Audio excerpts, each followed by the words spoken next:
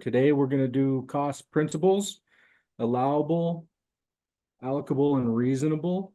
And today we have our RSA program officer joining us and guru of cost principles, Mr. August Martin. August, would you introduce yourself? Hello, everybody. I don't know about guru, but I guess that's just a polite way of saying he's been around for a while. My name is August Martin. I am the program officer for Rehabilitation Service Administration's AIVRS program.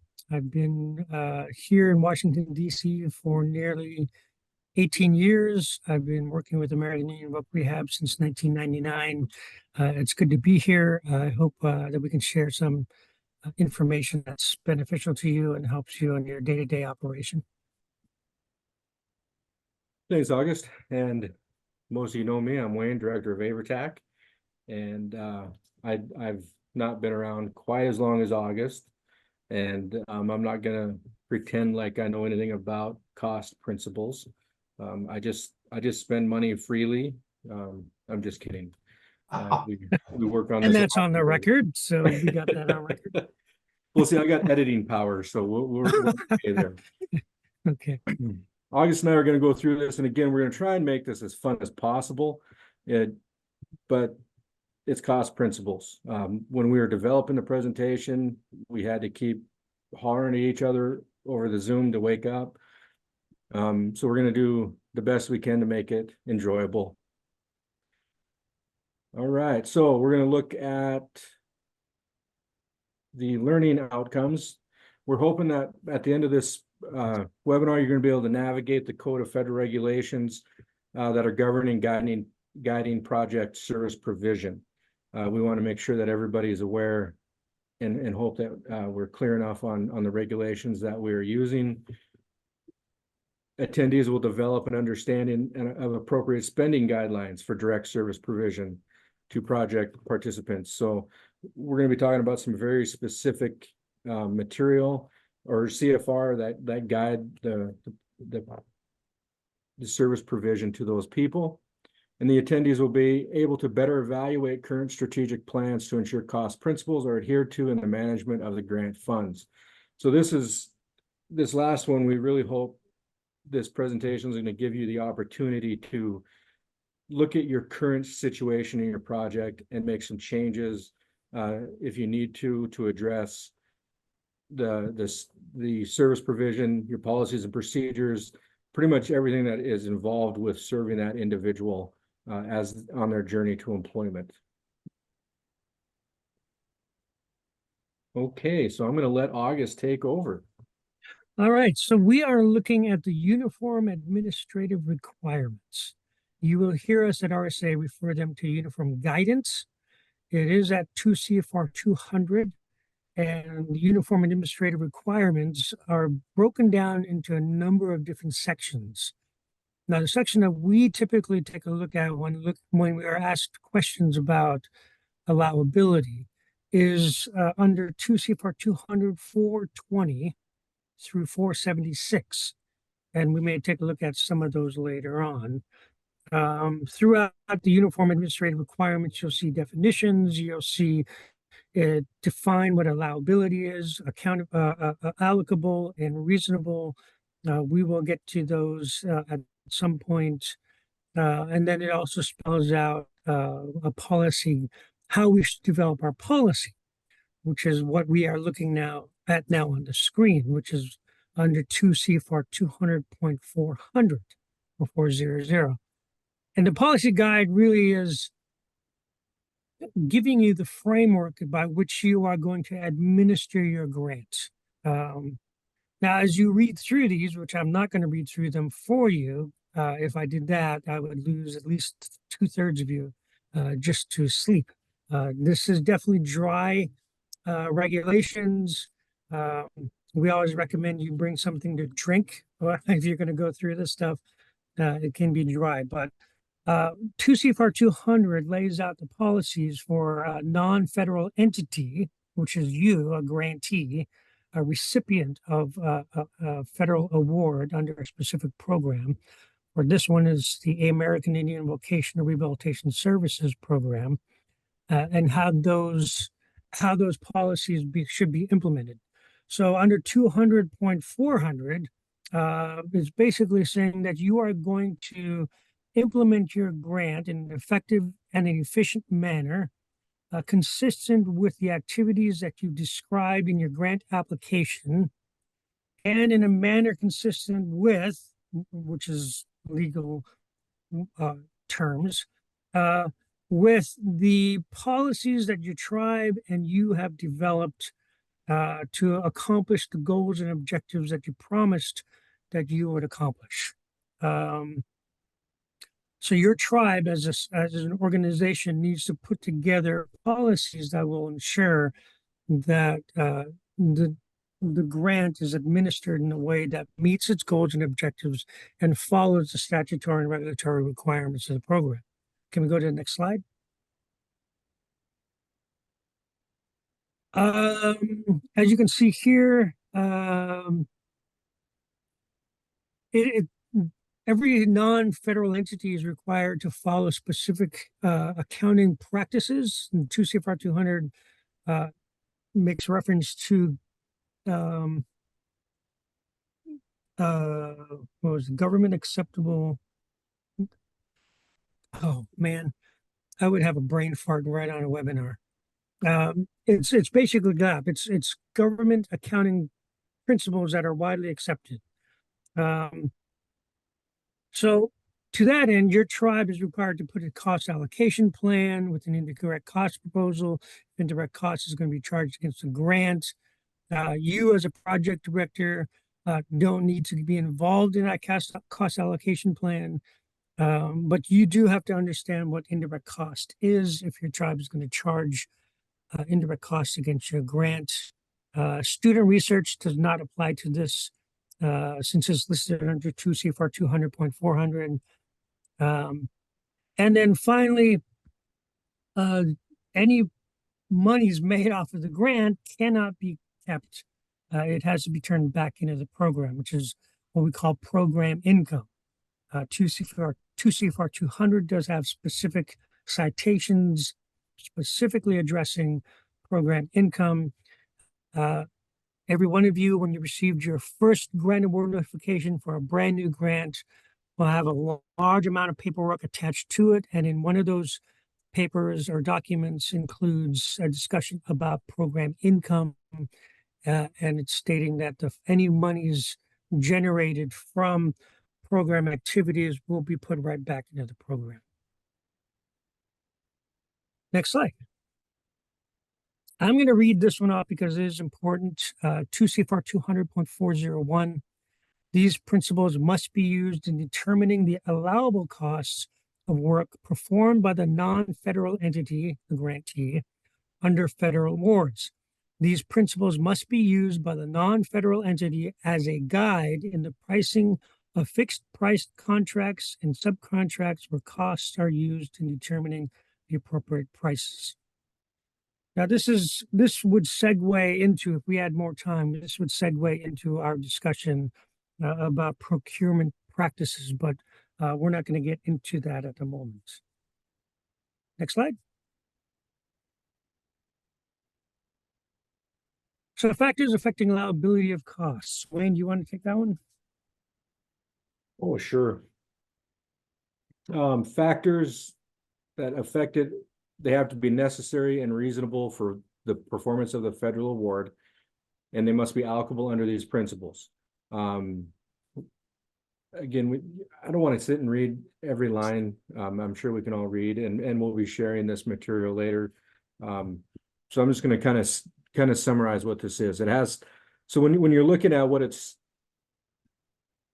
what factors are affecting the allowability, it's pretty much basically what somebody would, outside of like a federal entity, would look at spending as far as being allowable, right? So it has to be consistent with your policies and procedures.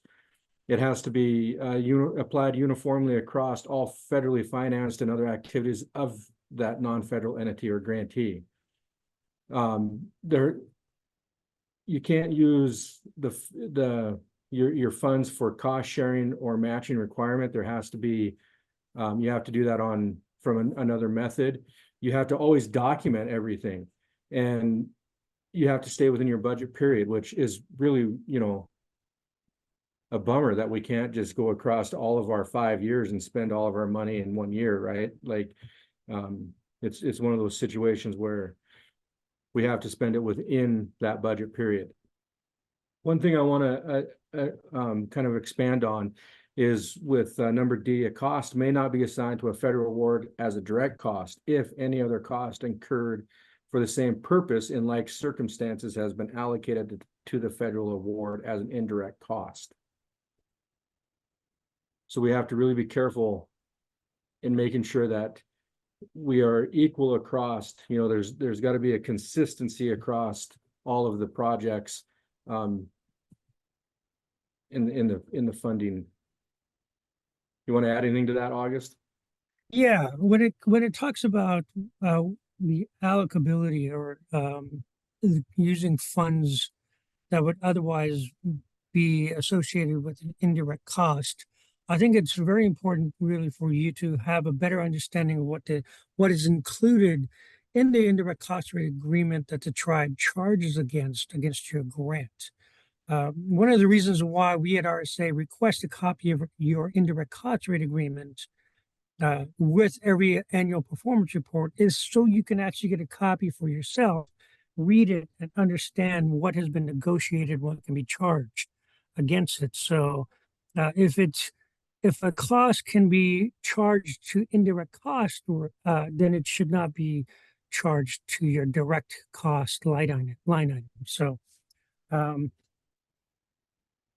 And then just to be clear, we have to use, or we want you to understand that the necessary and reasonable terms that we use in all this language are actual legal terms found in and throughout 2 CFR 200.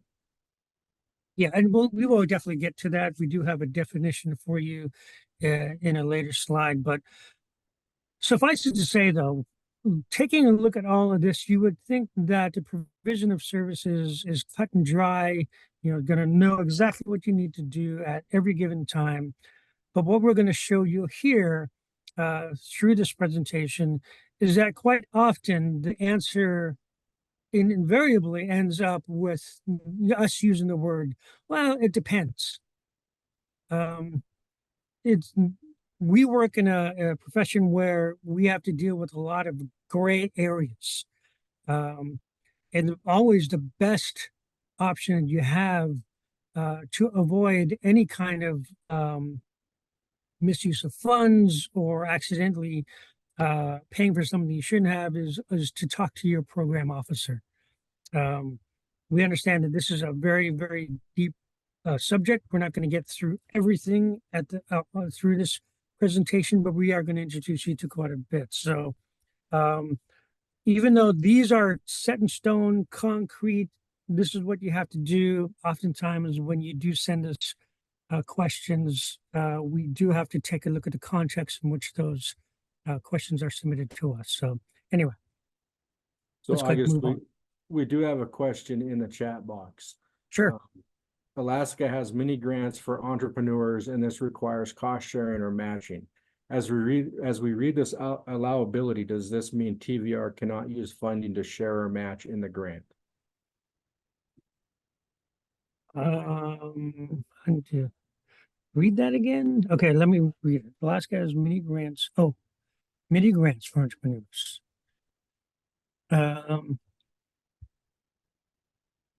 TVR cannot use funding to share or match in the mini grants.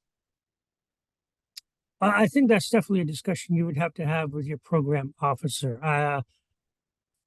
Without knowing the context of those mini grants or how they're administered and how the relationship is developed between the state and the tribe regarding those mini grants, I wouldn't do you justice by answering you flat out on that question. Sorry if it sounds like I'm dodging it, but I just don't have enough information really to answer yes or no to that question. That's kind of what I was going with. You just said it depends, right? That's one of the comments that we'll get back is is it depends.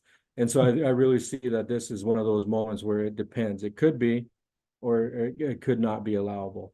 So with more context than with your program officer, you're going to be able to discuss what that means and what that looks like.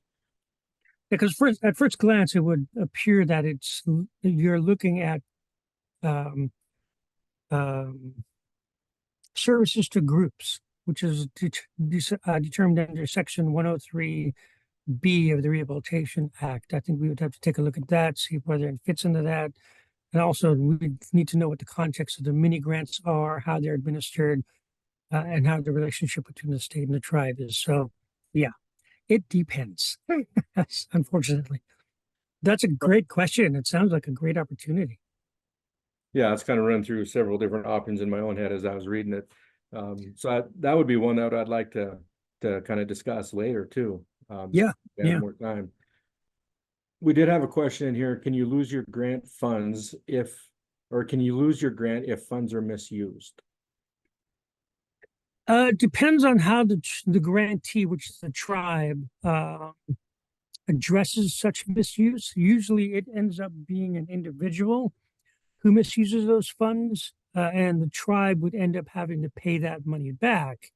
We would definitely put the tribe on a corrective action plan to ensure such embezzlement wouldn't happen again, or misuse of funds, or however you want to define that. Just a quick thing. I did have to serve as an expert witness in a trial about 15 years ago against a project director. That individual ended up having to serve some time and pay back money because it did become a federal issue. So misuse of funds. If you allowed a cost but did not know it was unallowable, then we would definitely work with you. We're not trying to get you arrested. But many of the times when we at RSA are asked a question about allowability, we do our research, we dig into this statutory regulatory requirements, and we try to include citation when we're answering your question. So in the future, if you are asked about it from a single auditor, somebody conducting a single audit, or you're visited by a federal agent, at least you'll have some documentation or an answer for them regarding some of those issues. So if you don't pay it back, or if evidence is mounted that is ongoing and there's no evidence that you're going to change those behaviors, then yes, you may lose your grant. But otherwise, most of the time, a misuse of funds is either an accident or non-malicious. So we will work with you. So again, it depends. Yeah. All right. So in other words, when that all the CFR stuff, the language can get confusing, and so we kind of brought it together in some more understandable language. A cost is allowable if it is permitted as a cost by the federal statute and regulations. If it's included in the budget of the project's approved grant application or in an RSA approved budget modification. If it's part of the services identified in a participant's IPE, and if it's permitted by the grantee's TVR policies and or tribal policies. So that's really what allows it to be allowable or makes it allowable. Sorry, I apparently I'm not putting words together very well today. I apologize for that. This is what helps people look at it and determine if it's allowable when you're determining what services the individual is requesting. Again, going back to your grant budget, if it's the approved application, it's obviously going to be an allowable cost, or in your budget mod that RSA approves. Okay, so we do have another question. Explain the cost sharing with state VR or other programs. I hear it a lot. Cost share with are you asking whether or not states have a cost share requirement? If that's the question, then yes, they do have a 20% cost share requirement against their grant, which is the formula grant based off of the population of the state and estimated number of individuals with disabilities in that state. So they have to go through a formula. If that's the question, then yes, they do have a pretty significant cost share requirement. If that's not the question, I apologize for misinterpreting what that might be.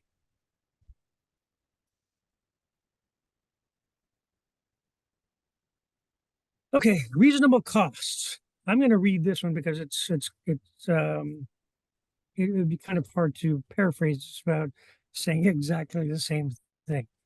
A cost is reasonable if, in its nature and amount, it does not exceed that which would be incurred by a prudent person under the circumstances prevailing at the time the decision is made to incur the cost. The question of Okay. reasonableness is particularly important when the non-federal entity is predominantly federally funded. So I think prudent person, I think, is one of the key words in determining whether or not a cost is reasonable. So if you're taking a look at an individual IPE and they have a service request, and you take a look at the costs associated with that specific request, you have to take a look at that reasonableness as to whether or not a prudent person or somebody under the same situation in a different setting in the same state would come to the same conclusion as you would. If they would come to the same conclusion that you would regarding that cost, and it seems like it's something that you would do or allow or provide, that would lend its support towards it being reasonable. Next slide. Required considerations. It's really hard to work through these again without really regurgitating a lot of it from the law. You're required to recognize whether or not it's an ordinary and necessary for the operation of the project. Is it required for you to implement and operate your project on a day-to-day basis? Are there restraints associated or connected with the grants, such as the terms and conditions that are listed in your grant award notification? The restraints for requirements, sound business practice, arm's length bargaining, federal, state, local, tribal, and other law and regulations, terms and conditions of federal award, market price for comparable goods or services, whether the individuals concerned acted with prudence, and whether or not federal entity significantly deviates from its established practices. So when we look at your budgets, and we take a look at your budget narrative, we are taking a look at whether or not these factors are met, or whether it are not met, are considered when you're determining your cost allocation to all your line items. And if we do have a question, and some of you who have received grants in the last 5 years will recognize that we do submit or talk to you about some of those costs. And then we ask specific questions. Well, is it a part of your sound business practices? What's the market price for such as this? Is there something that's more reasonable than the market price? Or, for example, if you want to purchase a vehicle versus renting a vehicle or leasing a vehicle. So yeah, we take a look at these factors, or whether or not your costs are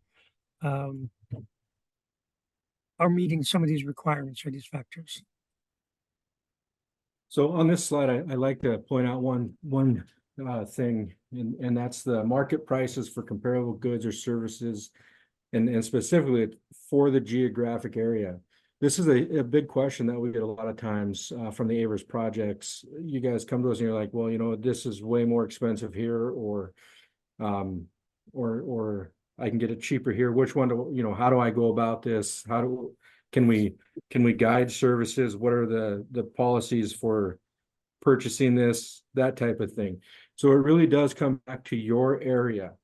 Like in remote Alaska, prices are a lot more expensive because of the cost of shipping.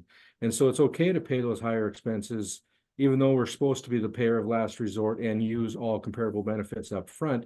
If those things don't come into play and the cost is still high, it's okay to pay for those higher cost services because of your geographical area. It's going to be a little bit different for somebody that's, either let's say, in a more urban area, they might be able to shop around and get some more prices that are better aligned with their budget. So it's all part of the same thing that we can adjust and be flexible with, as long as you have that documentation again. So like we've always said, tell the story, gather the documentation, show the market price and all that fun stuff. Naomi just posted that a medium-sized freezer can cost up to $1,800 to get out to their people. That includes on 2 cargo airlines. So costs can be quite different and expensive. And as long as you can tie it to the needs of your geographic area, it's an allowable cost or reasonable cost. Right. You'll often hear us when you send us a request to approve a certain expenditure that's meets the $5,000 threshold for equipment. One thing we will always ask you to send to us as a part of your justification or explanation as to the need for the expenditure is to include a phrase or to answer the phrase, will this cost cause undue, that's not what I say. How do I phrase it? God, 2 brain farts in one recording. That's just crazy. We're quite the team, August. You can't think and I can't talk, so we're gonna get through this together. Yeah. Oh, it was just on the tip of my tongue. I had it. It was so eloquent. My deepest apologies. I'll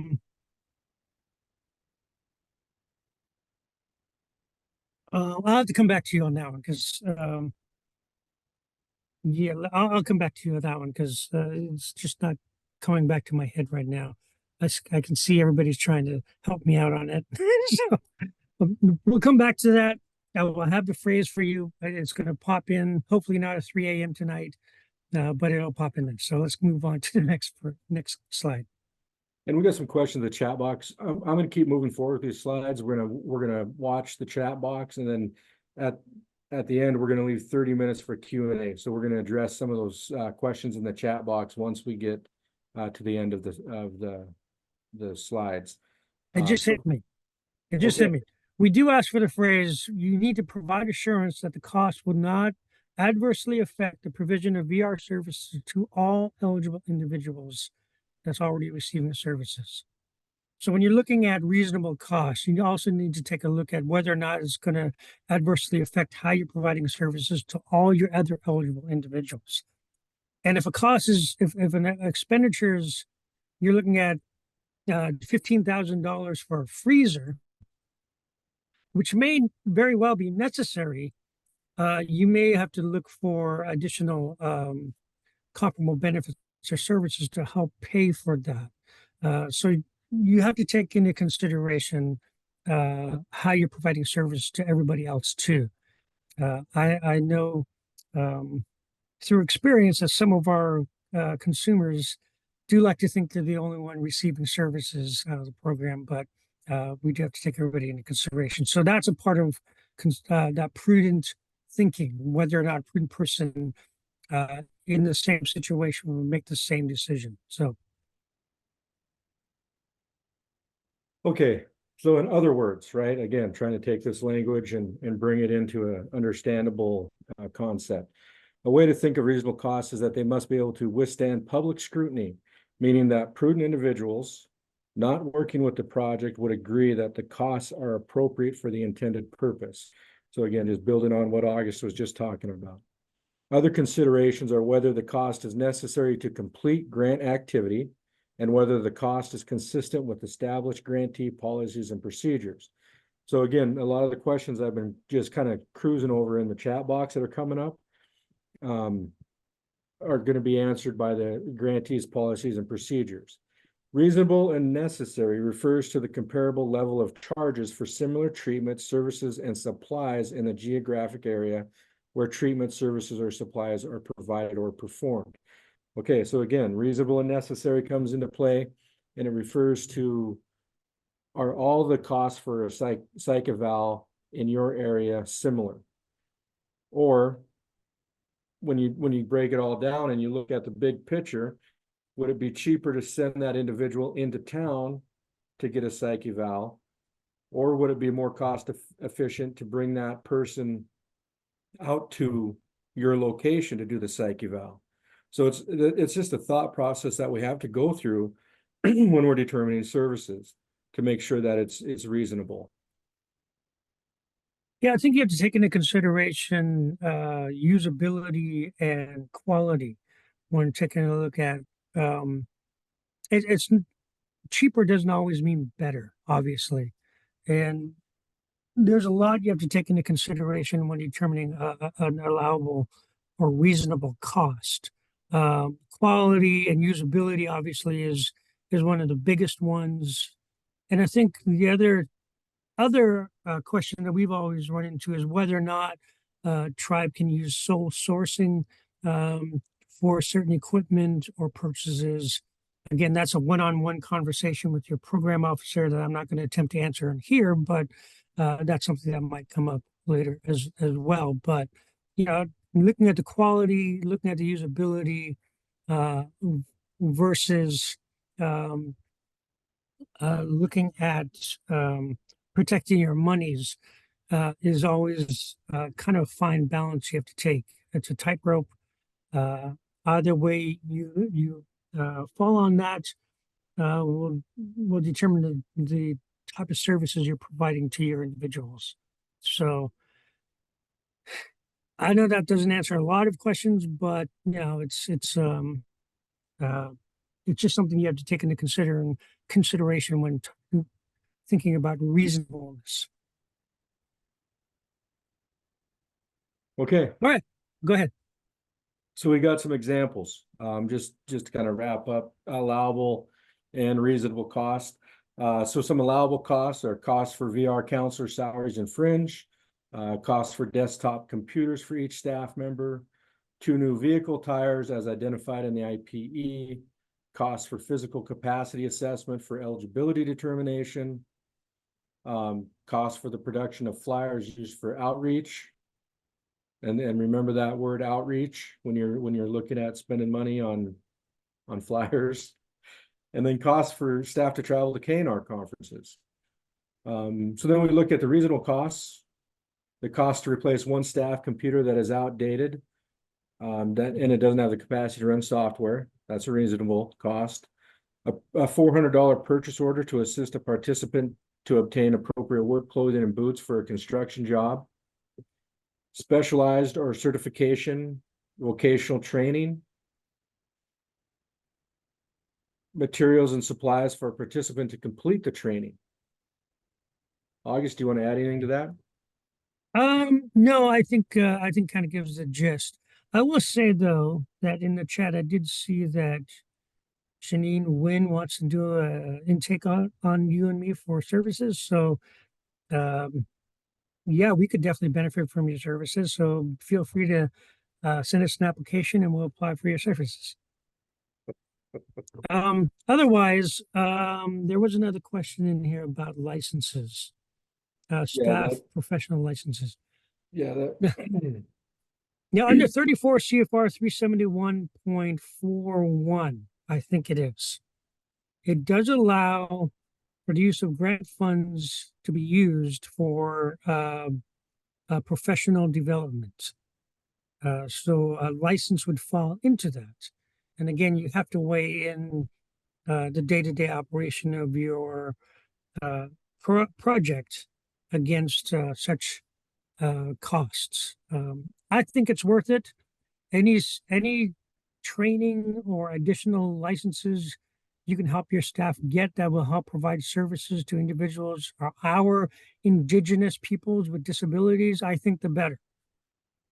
I think it's well worth the sacrifice of some of the grant resources to pay for that, to increase the quality of services and to reach people that that we don't normally get a chance to work with. So absolutely, but again, weigh those costs against what your budget looks like. If it's not written in your grant, as far as the money set aside for staff development, then just talk to your your program officer. I don't think you'd have a problem getting an approval for that, as long as it specifically relates to your job and assisting your participants in your project.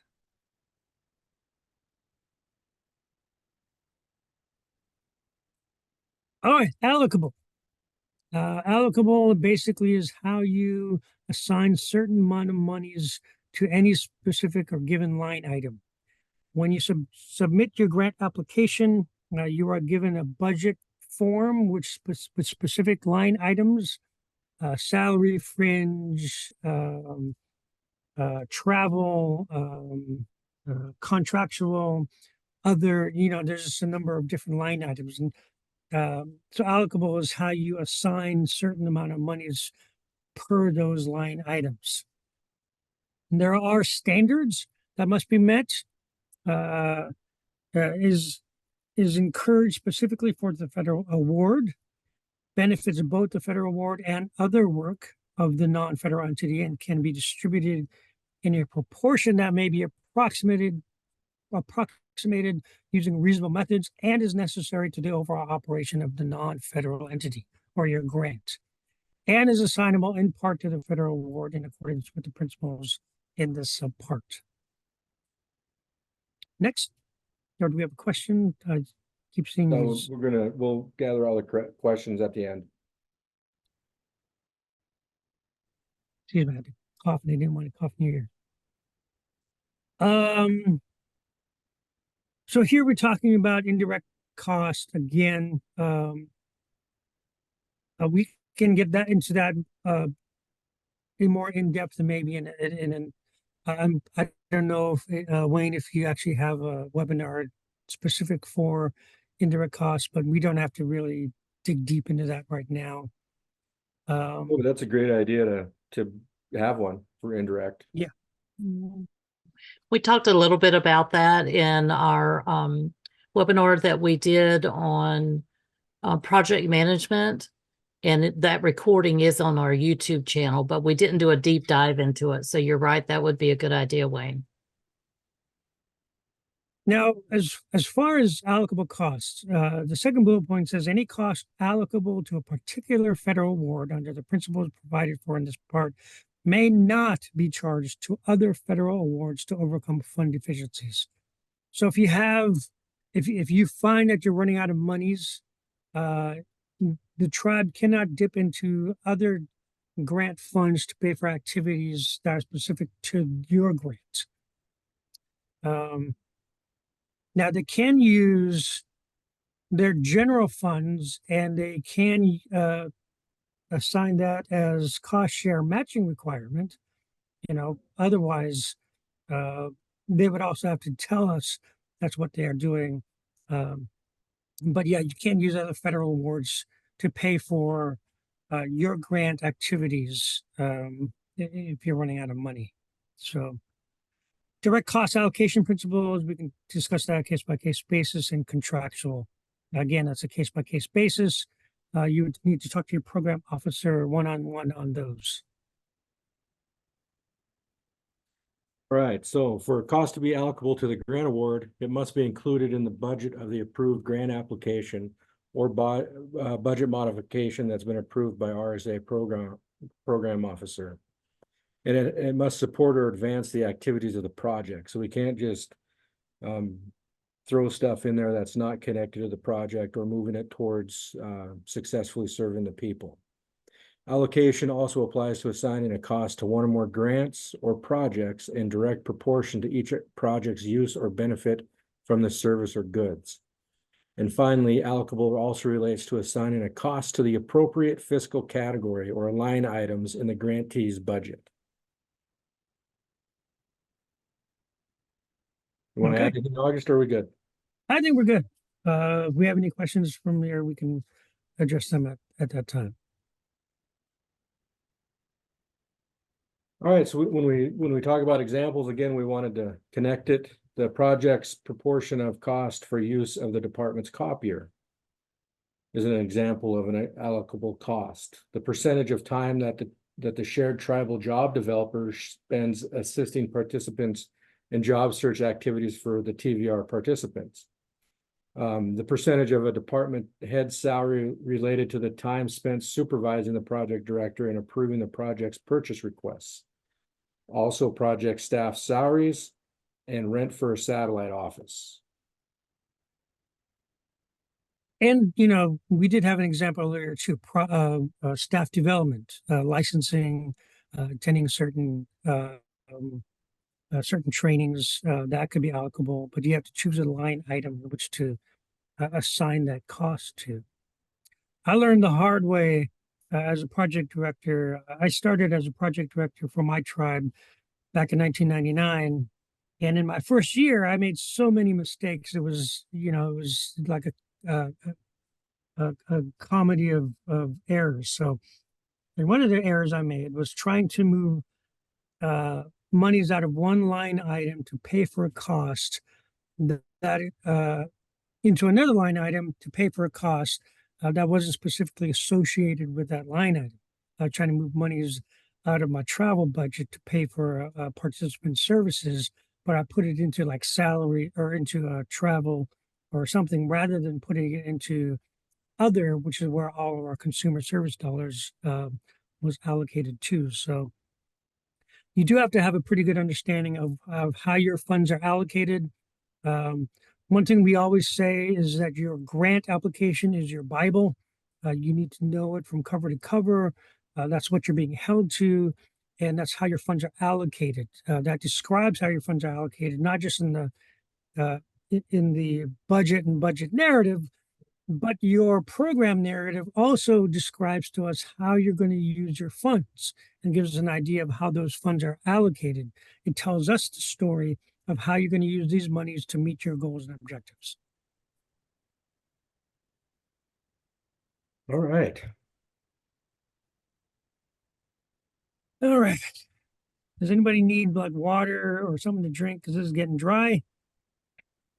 These are examples of questions that we have received from our grantees. And we're just going to walk through these. I'm going to take this one.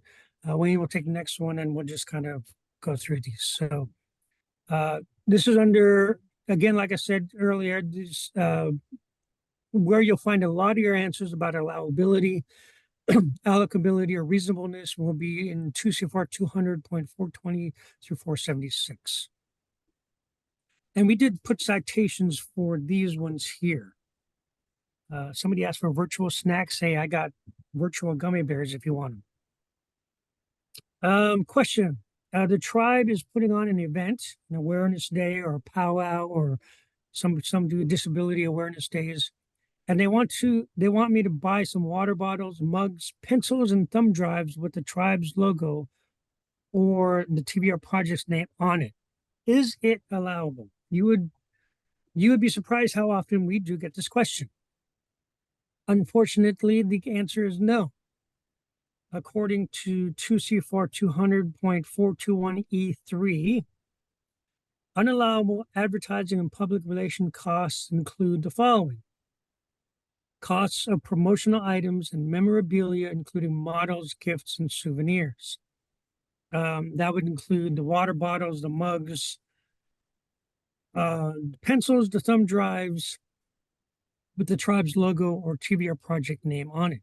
Now, just to throw a wrench or a wrinkle into this whole thing, if perchance you want to provide to your participants pencils, thumb drives, or even folders with paper in it, to help them in their progression through the VR process. As long as it doesn't have the name of the tribe or the project and is necessary for them to work through their VR process, that would be allowable. But the moment you put a name of the tribe or the project on there, it becomes a promotional item. And we all know water bottles and mugs really are not necessary for them to achieve their vocational goal. So, but overall, if it does have their name, the tribe or the project, it is an unallowable cost that it is considered a promotional item. Okay, so the next example, we have a booth at the next powwow and need a banner to identify our project. Is it allowable? And again, no, according to 2 CFR 200.421 EI2EI. Sounds like I'm singing Old E2I. MacDonald Had a Farm. It's unallowable advertising and public relations costs include the following: costs of meetings, conventions, convocations, or other events related to the other activities of the entity, including costs of displays, demonstrations, and exhibits. Yeah, unfortunately, we kind of ran into this one. This regulation came out after the general administrative oh, I'm forgetting that. There's a department in the federal government that misused a lot of their funds, and because they misused a lot of their funds, they had to create a response to that misuse of their funds, which is, you know, you can't use your funds to pay for promotional items, displays, demonstrations, exhibits. So leave it to the federal government to screw up so bad that they have to affect everybody. Okay, next.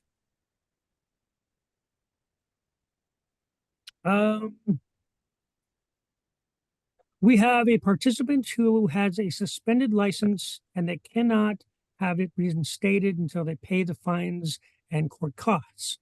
Can we pay for those costs for the participant? And unfortunately, according to 2 CFR 200.426, no, you can't. That would be considered a bad debt. Debts which have been determined to be uncollectible, including losses, whether actual or estimate, arising from uncollectible accounts, and other claims unallowable. Related collection costs and related legal costs arising from such debts after they have been determined to be uncollectible are also unallowable. And that would unfortunately include the costs, the court costs, the fine costs. So you want to add anything to that, Wayne? Yeah, so again, this is a case-by-case situation that you would want to staff with your director and then even potentially talk to your program officer. It's a very thin line between like reinstatement fees, licensing fees versus the fees associated with the illegal activity or action. So for example, I worked with a lot of people at the time that had DUIs on their records. And so they would have to go through and pay all their fines, pay the DUI course program and all that stuff. That was all the things that they had to pay for out of their own money in order for VR to be able to step in and help with licensing fees once they had completed all that required activity. Even to the point where we did a few things with a case where we paid for the insurance for a month just so that they could save up the money to pay for their own insurance after that. But the individual had a job and it was a direct barrier to employment, and we were able to remove that barrier for them. So again, it's very case by case, and always talk to the directors or the supervisors, staff, meetings, whatever. And again, document while you're making those decisions. And I think it is definitely acceptable for you to take a look at other costs associated with their IPE that the participant has agreed to pay for out of their own pocket, and for the VR program to assume those costs to free up resources for them to pay for things like reinstatement fees, fines, and court costs. So there's nothing that would prohibit you from doing that. That does require you to have a intimate knowledge of their case, so you understand what their costs are and what they've agreed to pay for. But yeah, it is definitely a case by case basis. And we can definitely, yeah, talk to your director or even talk to us at RSA, and we can help you come up with a decision that's going to keep you from getting an audit finding in the future. So next. Okay, so we are attending a conference with other Avers projects in the state and would like to sponsor the speaker and provide some refreshments. Are we allowed to use grant funds to pay for these things? And according to 200.432, yes, you are. Because it's defined as a meeting, retreat, seminar, symposium, workshop, or event whose primary purpose is the dissemination of technical information beyond the non-federal entity and is necessary and reasonable for successful performance under the federal award.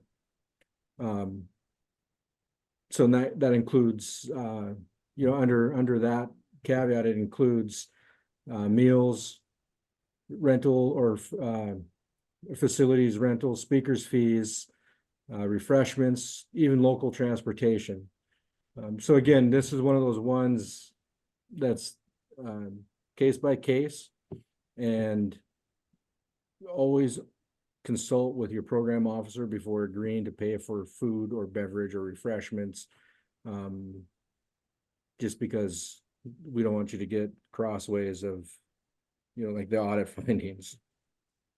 Now, this also brings up something that we've been addressing here regarding speakers.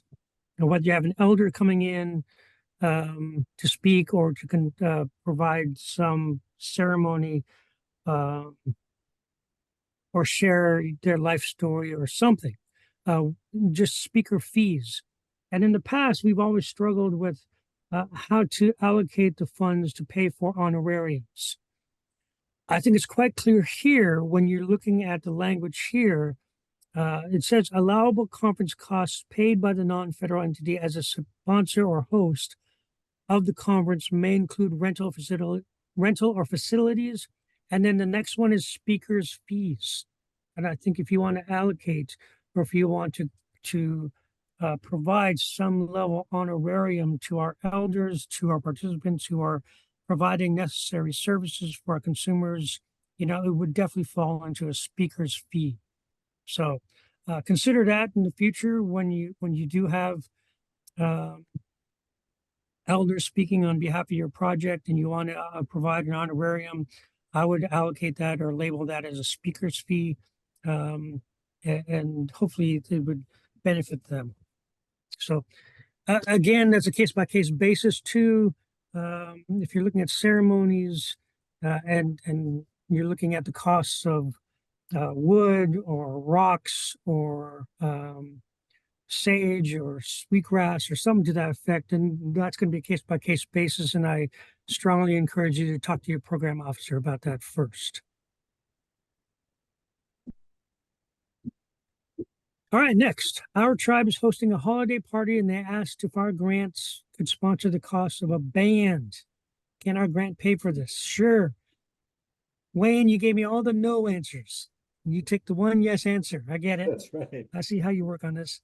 Make me the bad guy. I'm the Fed. Anyway, it says no, according to 2 CFR 200.438, costs of entertainment, including amusement, diversion, and social activities and any associated costs are unallowable, except where specific costs that might otherwise be considered entertainment have programmatic purpose and are authorized either in the approved budget for the federal award or with prior written approval of the federal awarding agency. So when you look at this language, what do you see? You see yes. Oh, you see a no, obviously. But there's a caveat.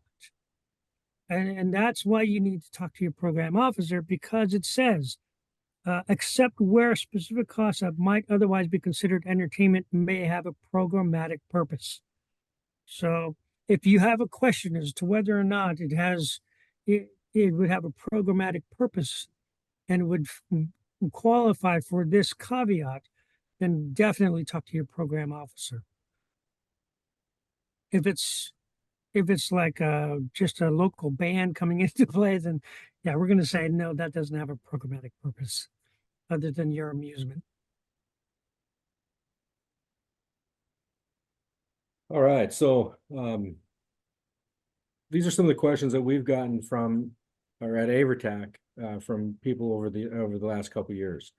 Are we allowed to pay for past debt for a participant? And again, we've already answered that. And that's no under 426 or 0.426. Can we pay for food for a participant or in a conference? It depends. Again, like we just covered under 200.432. Promotional items? No. And that's 421E3. Can we provide small business assistance for married couples, same business, both participants? And under 403, 403, yes, you can. And that's a more detailed discussion if we want to have. I'm willing to have that conversation, but just for this purpose, yes, you can. Just make sure that you aren't duplicating services between the two participants.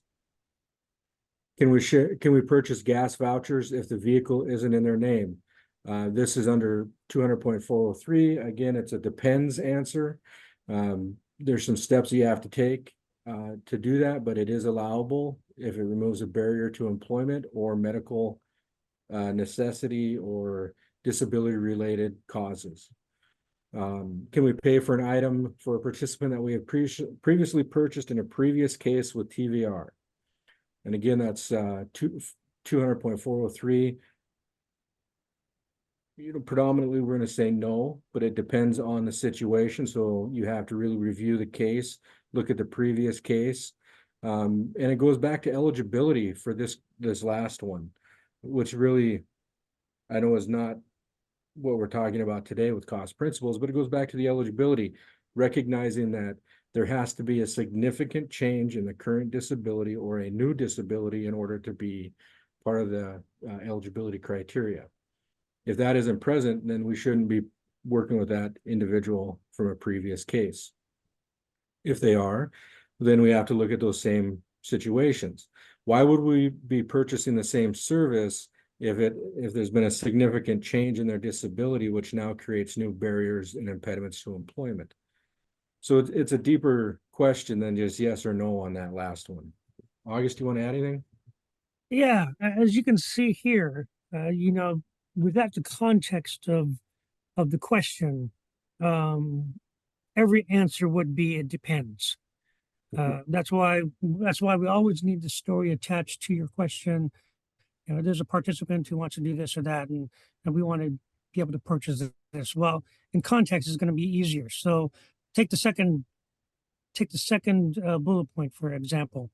If a participant is attending a training away from their home, can you pay for food? Well, yeah, it would be included as a part of their per diem as they're attending the training, which is really would be considered maintenance. So yeah, I mean, in that context, if you're going to go out, if a participant says they have no food in their house and they just want a bag of groceries, you'd be very hard pressed to get an approval for that cost because that doesn't specifically align with achieving the vocational goal. Now, a lot of expenditures for this project, for the AIVRS program, is specifically geared towards the achievement of a vocational goal by individuals or Indigenous peoples with disabilities. To that end, under Section 103A of the Rehabilitation Act, it does, to paraphrase, say, services are allowable if they are necessary for the individual to achieve their employment outcome. And again, necessary is that legal term. Is there no other way other than the provision of VR services for them to achieve a vocational goal. And like Wayne said, it goes back to the eligibility. Do they have a physical or mental impairment? Is it impeding their or is it an impediment to their employment? Is there a reasonable expectation that they will achieve a vocational goal through VR services? And do they require VR services for them to achieve that vocational goal? When taking a look at the costs of whether they're reasonable, allowable, or allocable, it is always helpful to go back to the basics of, and that would be the eligibility criteria. Is it necessary for them to achieve their vocational goal? And is there no other way for them to achieve their vocational goal except through this service? Now, the other thing you have to take into consideration too is comparable services and benefits, but we're not going to get into that on this call because that's another hour and a half of conversation. So yeah, I hope that clears up some of this. It all depends on your story and what you're sharing with us and whether or not it meets specific criteria. Okay, so we got to get to the point where that's always the nasty part. Let's say something does happen, and you do spend money that you shouldn't spend. There is some reimbursement procedures that we have to follow under 2 CFR 204 or 0.411, and you can also look it up under 200.300 through 200.309.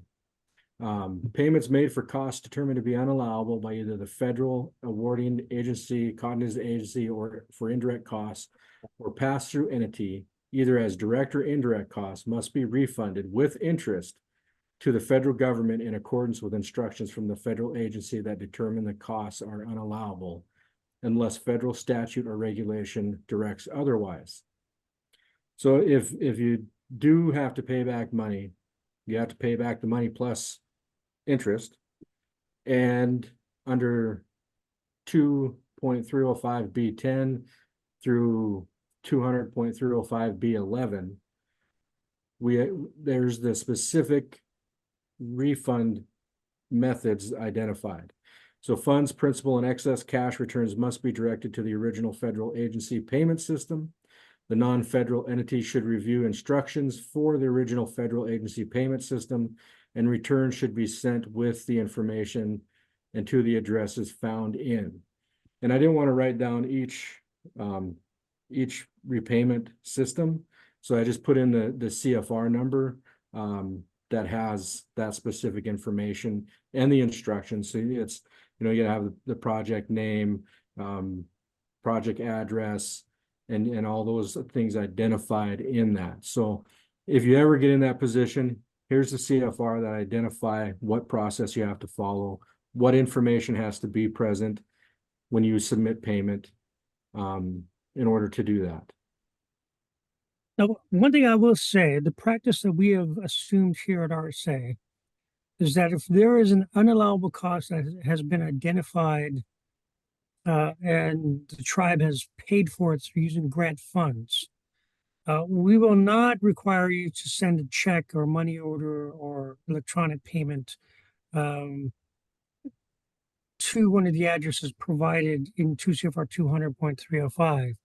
What we will do, though, is we will ask the tribe to refund those monies from their general account back into the grant, so they just have exactly the same way the tribe draws down funds, they can actually deposit funds the same way. So we would ask them to deposit that amount back into the grant, so that's again usable to the project and not lost money sent back to the treasury, because we don't want to cause undue financial hardship for the project or for the tribe.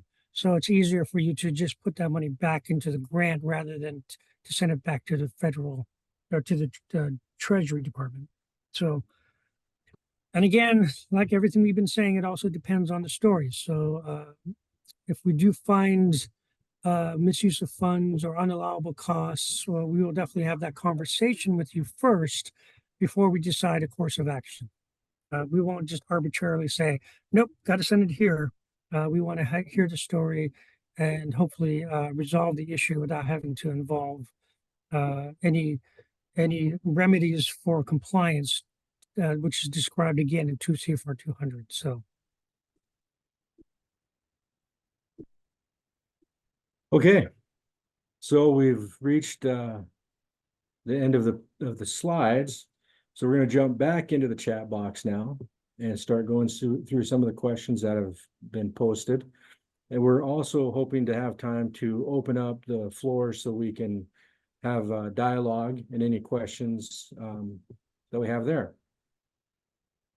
So I'm going to go back to a question by Naomi. Some local village stores may have one, and this is referring to the freezer. Some local village stores may have one for sale locally. Do we still need to get the 2 other quotes?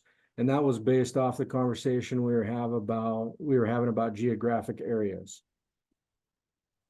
I think, I mean, if the cost is beyond the $5,000 threshold for equipment, then yes, you would have to get additional quotes. If it's a situation where it's the only equipment available in the village or nearby in any other of the villages that you provide services to, or even in Anchorage or Fairbanks for that matter, then you probably could describe that to your program officer and they would take it under advisement as to whether or not you need the additional quotes. I would say if it's the only thing available anywhere near you that would benefit the individual, I would assume it's for some sort of business enterprise. Then I would think that the program officer would probably approve that. We would also need a statement from the tribe stating that there's no other options available near the tribal service area. And also along with that, if it's under the $5,000 equipment limit, you would refer back to your policies and procedures of what the tribe requires. If they require the 2 quotes, because that ties into what Rachel is bringing up in her next question. We have to consider comparable benefits, but not always required to use comparable benefits. Just clarifying, sometimes those comparable benefits take so long to secure and delay progress unreasonably. So that ties into what August was saying about, location and access to those goods and services. At the very minimum, you really should be following the procurement policies of the tribe. The tribes will typically write their policies in accordance with statutory regulatory requirements through the Department of Treasury or any other federal agencies. So they will typically follow those requirements. But as Wayne said, you really should be taking a look at your tribe's procurement policies before making any purchases. And for us at RSA, in order for us to grant approval, I think it would be helpful if the tribe provided some assurance that those policies were followed. Angie asked, will the cost affect other services to other participants? And Angie, absolutely, because we got to balance our budgets, right? So if we spend a large amount of money in this case for that individualized service, and then we have somebody else come in that requires individualized services, we have to really look at the overall budget. And again, all services are individualized per person, right? So we don't do block services. Not everybody gets tires. Not everybody gets gas allowances. Not everybody gets, babysitting or internet services. It's all individualized for that person's disability needs and their employment goals and what barriers they bring forward towards obtaining and maintaining their employment. So when we look at all those different aspects, it absolutely impacts the services to other participants.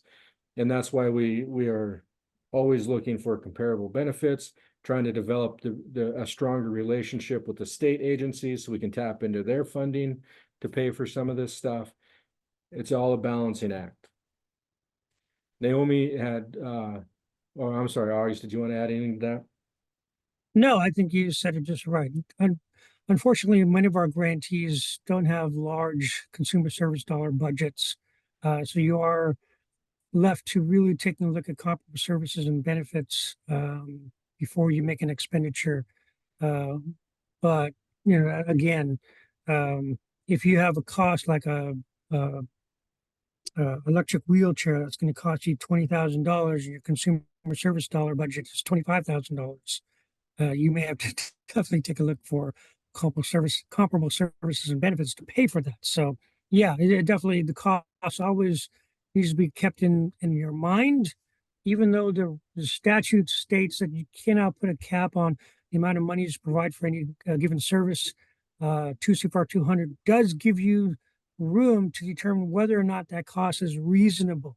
Would a prudent person in the same situation make that kind of a purchase, given the amount of monies you have available? So yeah. Okay, so Naomi brought up another question. Consumer requested to have a freezer purchased from Norvik and shipped to Kiana, which would be an additional cost on top of the product price shipping from Anchorage to Norvik, and then add another shipping charge from Norvik to Kiana. Would that be allowable? They wanted to support a local Norvik tribal store. And this really goes back to that prudent and reasonable, or prudent and reasonable thought process. You would want to break it down. Is it going to cost more to do that versus time, right? So which one's going to be there quicker and that type of thing, and is it going to save you the money? So going back to, would an outside person pay for extra shipping? Maybe not, maybe so. August, your thoughts? Yeah, no, it definitely depends. Would a prudent person pay for that extra cost or not? Or is this something comparable locally that's less expensive? If this is the only way you can get that, then that's fine. And I would assume if it's to support a local store, that it's specifically tied to a specific individual receiving services. It cannot just be purchased just to help a store. But yeah, it definitely depends on availability and the cost. So again, if it's going to drain your consumer service dollars, then you know you really need to consider how the same goal can, or same expenditure can be accomplished locally, or some alternative can be determined. So it's a tough one because, you know, way out in Western Alaska, it can definitely be extremely difficult to get services, which is why groceries are so expensive out there. Gas is so expensive. So we do understand that, and the context does help us at RSA determine, and we're here to help you to find alternatives too. So we're not here just to say yes or no to you. We do like to discuss the issue and maybe hopefully find alternatives to consider. So we've got another comment about comparable benefits. After post-COVID, prices have increased significantly for everything, right? I mean, hotel rooms, travel, all of that. And then sometimes doing the comparable benefits do take so much time that we end up losing that opportunity, and it can impact successful case closure. So really it's the quotes. So Naomi also commented on that. We have to make sure the quotes don't expire. Our products may not be available by the time we get all of the quotes in, doing the comparable benefits. And that's one of those struggles that we face all the time. And again, it goes back to like what we talked about earlier, tribal, your policies, your tribal procurement policies, and talking with your program officer. Mike asked, would it all depend on how our grant is written? And I assume that we were talking about, well, Michael, if you're still on, Michael Shaving, maybe you can unmute and just chat with us real quick. Cause you got a couple questions in here.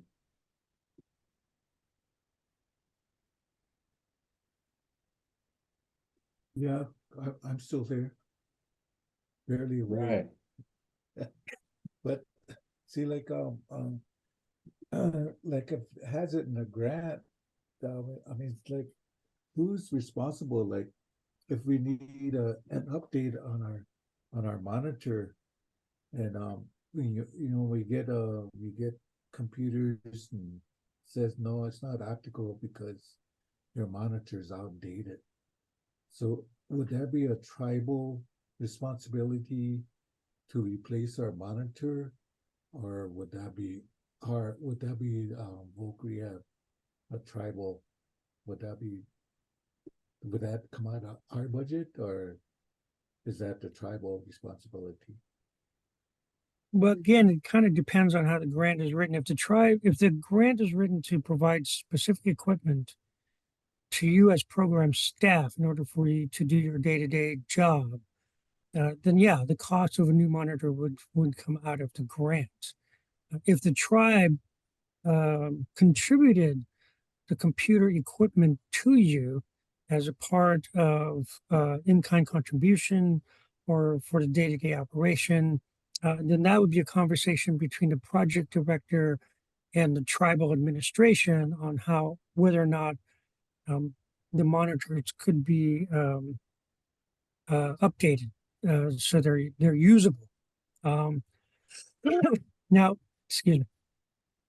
Under 34 CFR 371.21A of the regulations that govern this project, those are called the special application requirements. It does require the tribe to administer the grant in a way that is comparable to the state. Now, when we looked at comparability, we're not looking at you running your VR project identical to the state, but to run it just as effective as the state. And in order for you to do that, you have to have equipment and resources available for you to be able to provide those services adequately and at least comparable to the state. So that would be a conversation your program officer could have with either the project director or the tribal administration regarding the equipment that you're using to provide services to your indigenous with disabilities.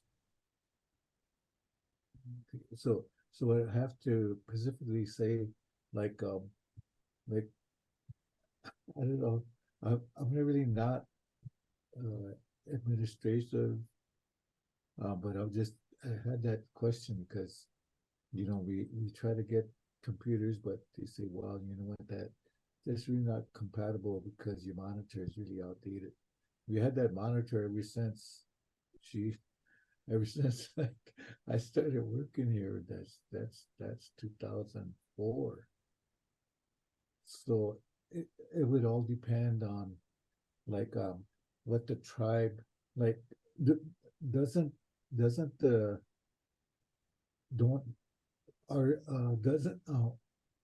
Voc Rehab pay the tribe money like to be like part of our grant? Does a percentage go to the tribe for operations?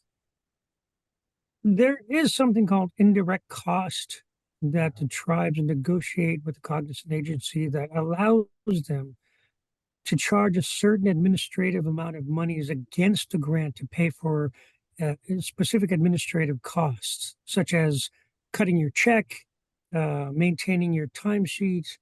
If you're part of your tribe is located, or if your project is located in a tribal central office, they would charge against specific things like maintenance, which would take out your garbage and things like that. So they can charge against your grant if they have an agreement.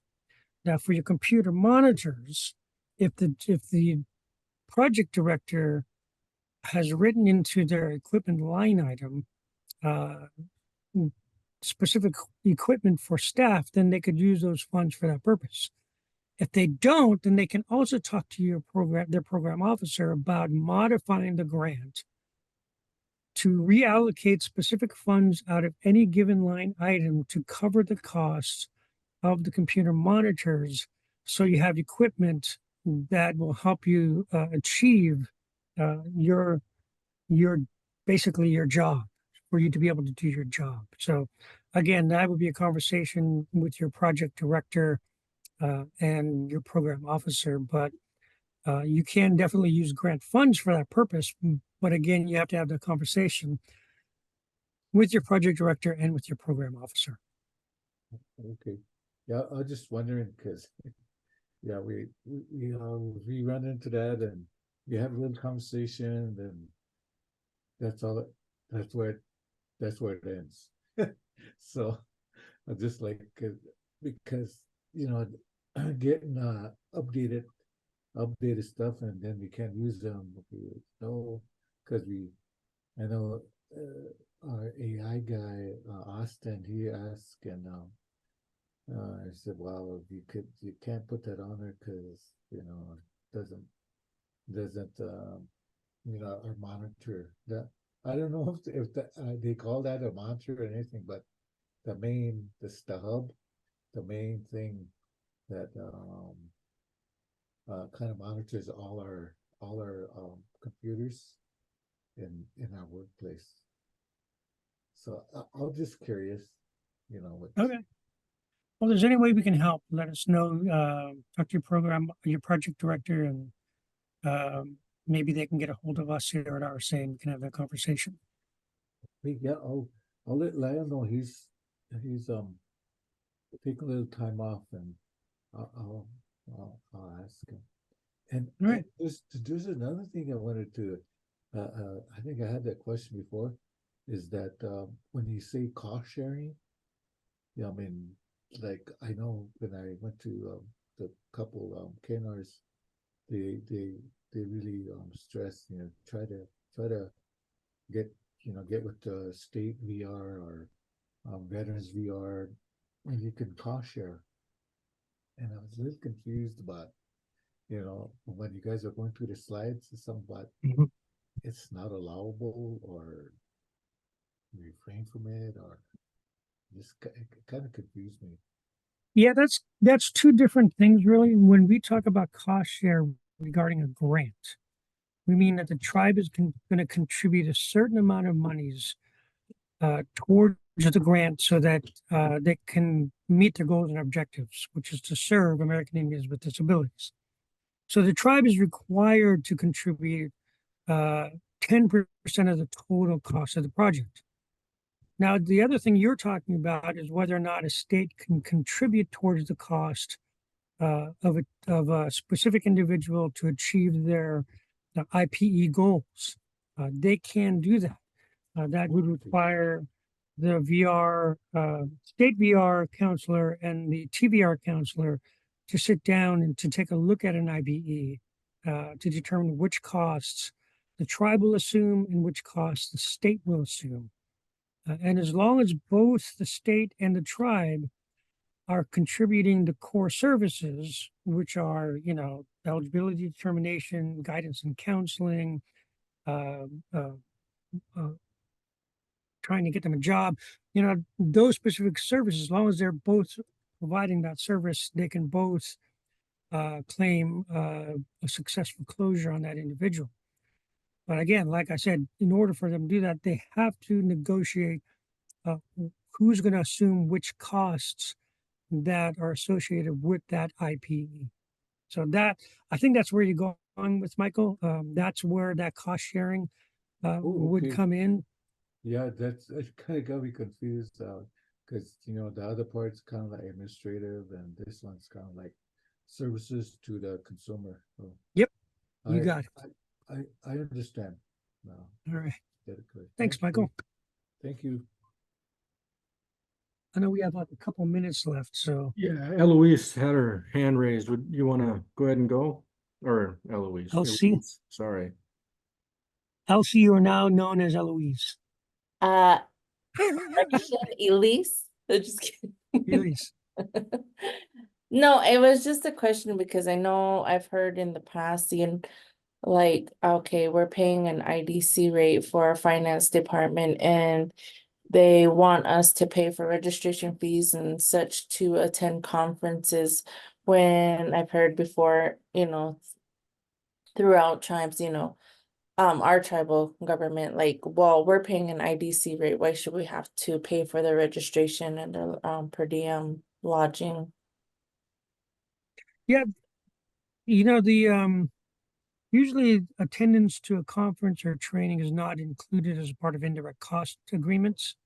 That is considered a direct cost, and that would be paid for out of the grant. So, unless it has something to do with the, for lack of a better way to put it, the background administrative services that tribes provide projects, then it's usually a direct cost. So yeah, the per diem, the travel, the registration fee, those are direct costs that would be charged against the grant and not typically included as a part of an indirect cost agreement. All right, so we've got, I'm willing to stay on longer than 2:30 if we want to continue to answer a few more questions. Wayne, that's up to you, whether or not we have that allotted or. yeah, we've got time. We can continue on. So for those of you that want to stay on and listen to your answers from the questions you've posted and to also be able to participate in dialogue, please do. The next one that we got going on here, I'm sorry, I got kicked all the way to the bottom.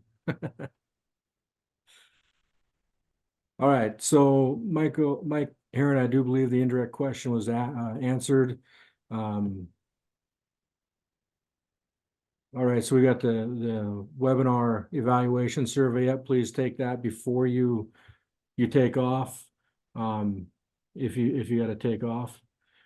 All right, so I assume I can't evaluate myself, or I'm going to give myself like really high scores. yeah, we took that away from you. Okay. Could I ask a question? This is Alfreda with the Ute Mountain Folk Rehab. Sure. Okay, my boss isn't here. She's in another training right now. So she asked me to ask, what is the term that we would use to justify outreach material? We know we can't use promotional. So what would the term be that we were to use? It's not so much a matter of a term to identify those specific items. It's specifically what those items are. And if whatever term you sent us, even if it was like mugs, pens, pencils, water bottles, anything of that nature, no matter what name you gave it, we would have to consider that a promotional item. So it's more about what the items are that you're using for outreach more than what you call it. And unfortunately, the way the regs read, anything considered a promotional item would not be allowable. Pamphlets, flyers, things of that nature would be allowable. Anything given out, like a keychain or pencil or pen or anything but the name of the tribe or the VR program on it would be considered promotional. So I know not the easiest answer, but it's more about what the items are than what you call it. Okay. Sorry. All righty, that's fine. I will relay the message to her after I do this webinar evaluation. Who did I speak to? For evaluations? No, who's talking to me right now? Oh, I am August. August. Oh, okay. Morrison, yeah. Oh, your name's right here on top of the thing. All righty, thank you. And you can tell your project director that the evil RSA man, August Martin, had to give a bad answer. Okay. So we got a request from Rachel Can you please list the order of the guiding documents for instance, grant proposal, Edgar, Rehab Act, CFRs, and which supersede which in the order, please? And I was thinking about that, August. Maybe we could put that together and send it out in the AWU as kind of a worksheet. I think that's a good idea. None Yeah. of them supersede any other of them. All the statutes and regs really support each other. If you wanted to know which of the previous Edgars and regulations were incorporated into 2 CFR 200, then that's a different question. But as far as I know, uh, none of the regulations or statutes supersede each other. They all support each other or further explain something that's statutorily required or regulatorily required. So I think that's answered your question. I know the old OMB Circular A87 was incorporated into 2 CFR 200. And there are a number of other regulations that were incorporated. So otherwise, they're all meant to support each other.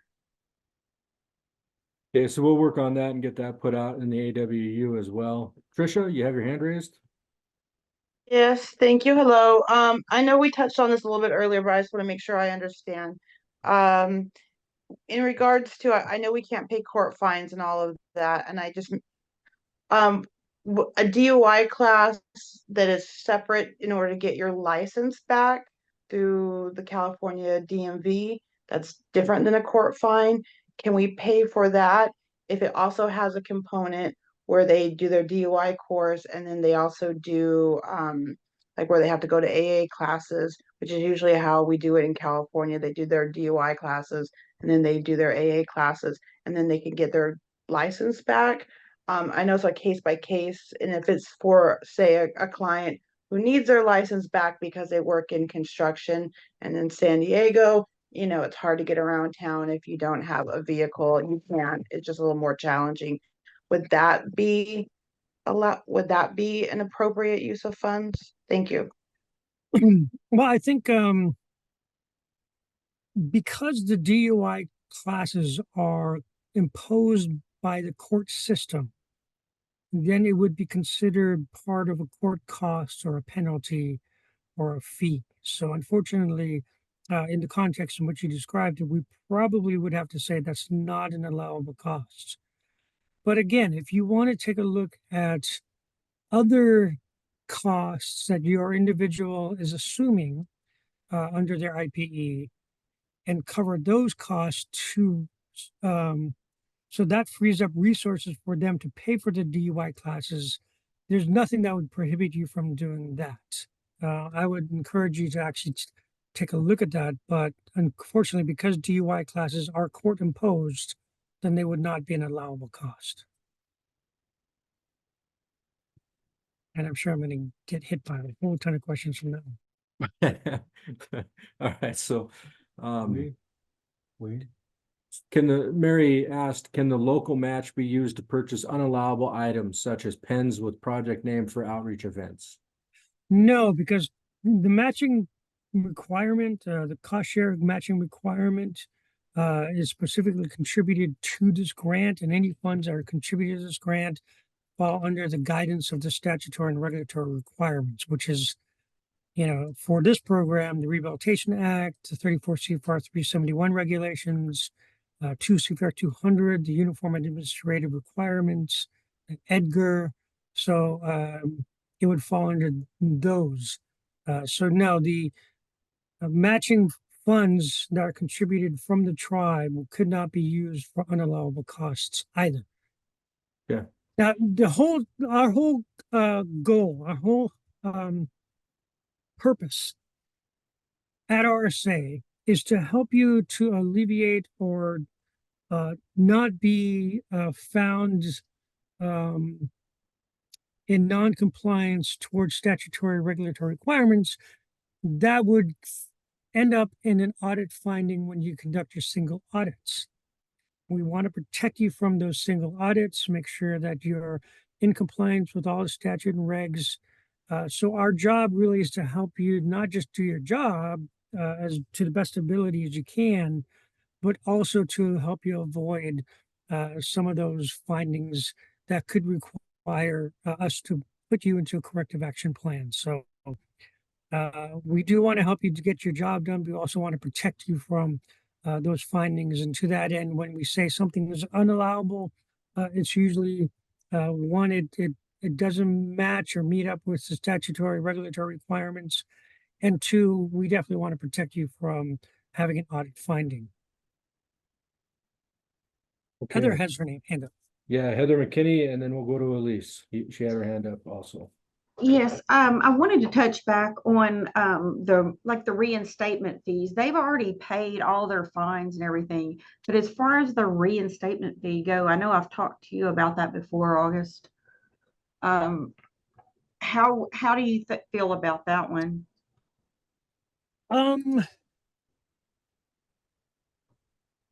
If it's necessary for them to achieve their vocational goal, Okay, they've already paid for all their court costs and fines and penalties and fees.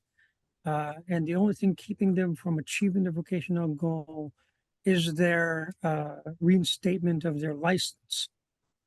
If Well- there's any way you can assume other costs to free up resources for them to pay for that on their own, that might be the best option. Otherwise, I don't think that it would be unallowable. Because again, it is necessary for them to achieve their vocational goal. But like you said, they paid for everything else, their court Right. costs, penalties. And I think in this instance, I don't think it would be an issue. okay. And Again, also, just to protect yourself, I would look at freeing up his resources. These are her resources first.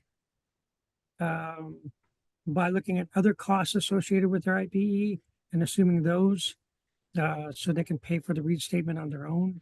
Otherwise, if there's no other way, if there's just no other option, then I think would be allowed. okay. And I know you were talking about the budget on there. If we are given more than what we're required share of the funds, can we use the additional funds any way we want to? I mean, within the statute and regs, yeah. Now, when a tribe submits a grant application, they include as a part of their budget the cost share requirement. And each tribe has the option to provide exactly the 10% of the total cost, which is taking the amount of the federal award they're requesting, dividing it by 9, and the result is their required matching requirement. If they choose to contribute more than that 10%, so if a person is requesting $400,000 from the federal government, you divide that by 9, you get 50,000. So they're going to contribute $50,000 towards the total cost of the project. If they choose to contribute 80,000, then that additional 30,000 still has to be spent in a way that follows the statutory and regulatory requirements. Does that answer your question? So would that be, I mean, the only way you could get around that is if they put it in a separate line or a separate budget? No, the only way they could get around is if they use general funds to pay for an item and then contribute that item to the tribe. And it would not be counted towards match, but it would just be a contribution towards the project. So if you're looking at promotional items, if the Yes. tribe wanted to use their general funds to pay for cups, pens, pencils, water bottles, what have you, as long as they're not considering that contribution as a part of match and just a contribution to the tribe, they could do that. But they could not use matching funds, or they could not contribute those promotional items as a part of match. No. Well, I was talking about part of the match. I didn't know because if the tribe gives me my match and then additional monies, I was just wondering if I could use those additional monies in any way that I No. wanted to. If it's for project purposes, then no, you still have to follow the statutory and regulatory requirements with those monies. Okay, Yeah, sorry about that. Right. that's all right. Thank you. Elise? I saw you yawning, so I had to call on you. Well, I was just wondering because I think we're all interested in, this promotional item stuff, but I was like, okay, so you can't attach the tribal logo, you can't attach tribal VR information. Same with the logo. Mhm. What if you had a saying that associated with your VR program? I'm trying here. I like the way you think. Wayne, you take that one. If you have a what associated? Like a saying, like a vision or a mission. Logan, I think she's talking about us. No, I mean, it's not, it's about the item itself. If you had, pencils or pens along with pads of paper in a folder or what do you call those leather folders or whatever?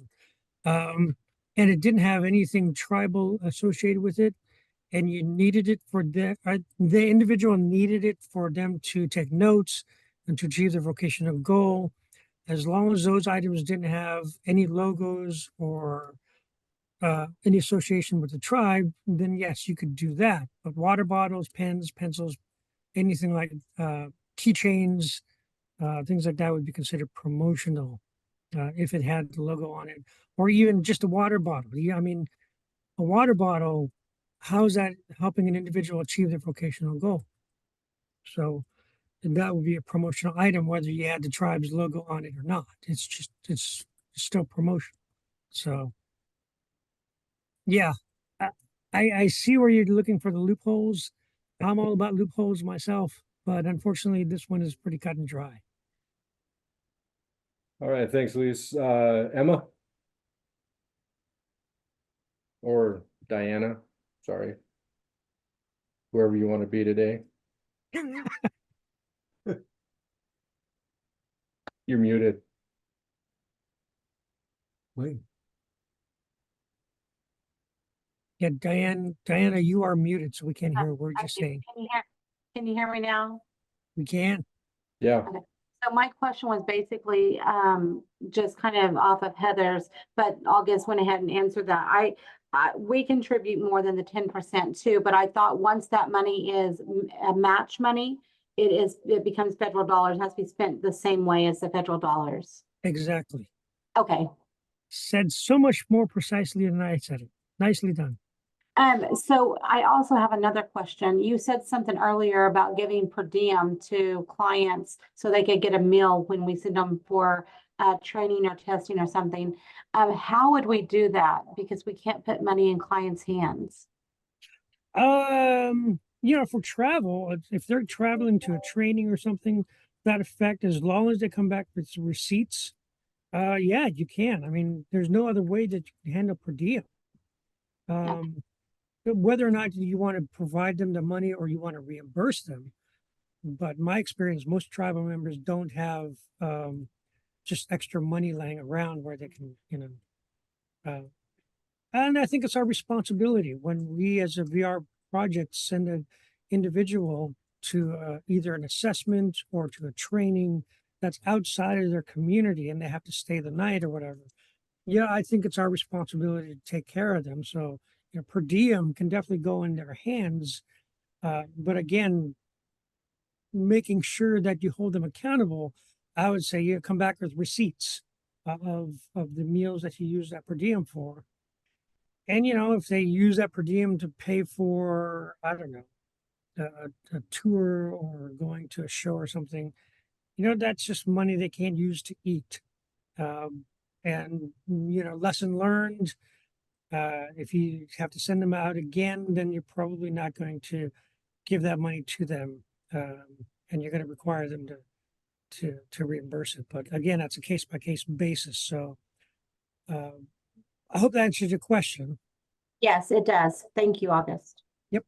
okay, so real quick, I see Rachel's hand. August, what do you think about taking Rachel's question and then we answer the chat box and I'll post it on the website under the FAQs? I think that's a good idea. Okay, so Rachel will take your question. I see your hand raised, and then we'll close down the webinar, and August and I will work on answering the questions out of the chat box, and then we'll send that out in a email blast once it's posted on the website.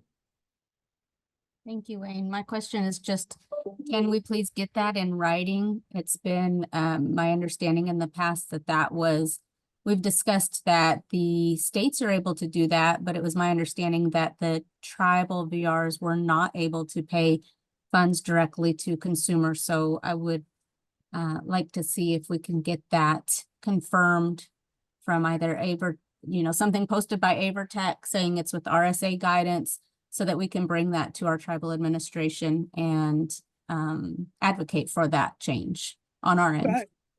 Yeah, I think we could definitely do that. But Rachel, again, it is contextual. In the context in which we're talking about this, we're talking about saying an individual away from their community to a separate location.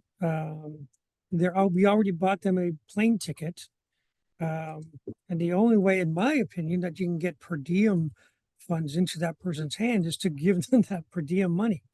But again, I would strongly recommend you as a project director to implement specific policies that require those participants to come back with receipts showing how those funds were used specifically for per diem purposes. I would follow GSA guidelines.